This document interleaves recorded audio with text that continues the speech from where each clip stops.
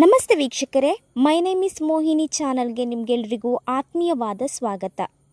ನಮ್ಮ ಕರ್ನಾಟಕ ರಾಜ್ಯ ಸರ್ಕಾರ 5 ಹೊಸ ಯೋಜನೆಗಳನ್ನು ಜಾರಿಗೆ ತಂದಿರೋದು ನಿಮಗೆಲ್ಲರಿಗೂ ಗೊತ್ತೇ ಇದೆ.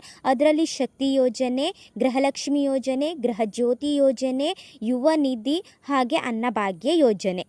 ಈ ಅನ್ನಭಾಗ್ಯ ಯೋಜನೆಯಲ್ಲಿ ಸಣ್ಣ ಬದಲಾವಣೆಯನ್ನು ಮಾಡಿದೆ. ಅಂದರೆ ಅಕ್ಕಿ ಬದಲಿಗೆ ಇಂದಿರಾ ಆಹಾರ ಕಿಟ್ಟನ್ನು ವಿತರಿಸುವಂತಹ ತೀರ್ಮಾನವನ್ನು ನಮ್ಮ ರಾಜ್ಯ ಸರ್ಕಾರ ಈಗ ಮಾಡಿದೆ. ಹಾಗಾದರೆ ಈ ಅನ್ನಭಾಗ್ಯ ಯೋಜನೆಯಲ್ಲಿ ಮಾಡಿರುವಂತಹ ಬದಲಾವಣೆ ಏನು, ಹಾಗೂ ಇಂದಿರಾ ಆಹಾರ ಕಿಟ್ ಅಂತ ಹೇಳಿದರೆ ಅದರಲ್ಲಿ ನಮಗೆ ಯಾವ ಆಹಾರ ವಸ್ತುಗಳು ಸಿಗುತ್ತೆ ಅನ್ನೋದರ ಬಗ್ಗೆ ಸಂಪೂರ್ಣ ಮಾಹಿತಿಯನ್ನು ನಾನು ನಿಮಗೆ ತಿಳಿಸಿಕೊಡ್ತೀನಿ. ಅದಕ್ಕೂ ಮುನ್ನ ನಮ್ಮ ಚಾನಲನ್ನು ಸಬ್ಸ್ಕ್ರೈಬ್ ಮಾಡಿಲ್ಲ ಅಂದರೆ ಈಗಲೇ ಸಬ್ಸ್ಕ್ರೈಬ್ ಮಾಡಿಕೊಳ್ಳಿ.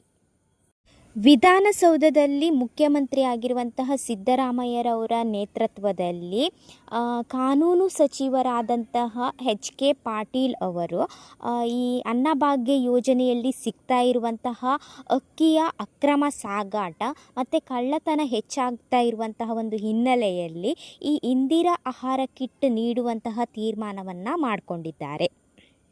ಅಂತ್ಯೋದಯ ಹಾಗೂ BPL ಕಾರ್ಡ್ ಹೊಂದಿರುವವರಿಗೆ ಈ ಅನ್ನಭಾಗ್ಯ ಯೋಜನೆಯಡಿಯಲ್ಲಿ ಕಾರ್ಡಲ್ಲಿ ಒಂದು ಮೆಂಬರಿಗೆ, ಒಂದು ವ್ಯಕ್ತಿಗೆ 10 kg ಅಕ್ಕಿ ಸಿಗ್ತಾ ಇದೆ.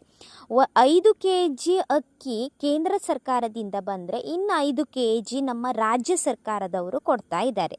ಈ ರಾಜ್ಯ ಸರ್ಕಾರದವರು 5 kg ಅಕ್ಕಿಯನ್ನು ಏನು ಕೊಡ್ತಾ ಇದ್ದಾರೆ ಅದರ ಬದಲು ಈಗ ಇಂದಿರಾ ಆಹಾರ ಕಿಟ್ಟನ್ನು ವಿತರಿಸುವಂತಹ ಒಂದು ತೀರ್ಮಾನವನ್ನು ನಮ್ಮ ರಾಜ್ಯ ಸರ್ಕಾರ ಈಗ ತೀರ್ಮಾನ ಮಾಡಿದೆ.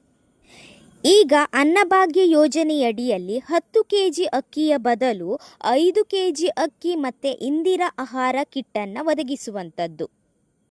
ಈ ಇಂದಿರಾ ಆಹಾರ ಕಿಟ್ನಲ್ಲಿ ತೊಗರಿಬೇಳೆ ಅಥವಾ ಹೆಸರು ಕಾಳು, ಅಡುಗೆ ಎಣ್ಣೆ, ಸಕ್ಕರೆ, ಉಪ್ಪು ಇರುತ್ತದೆ ಅಂತ ಹೇಳಿ ನಮ್ಮ ಕಾನೂನು ಸಚಿವರಾದಂತಹ HK ಪಾಟೀಲ್ ಅವರು ಹೇಳಿದ್ದಾರೆ.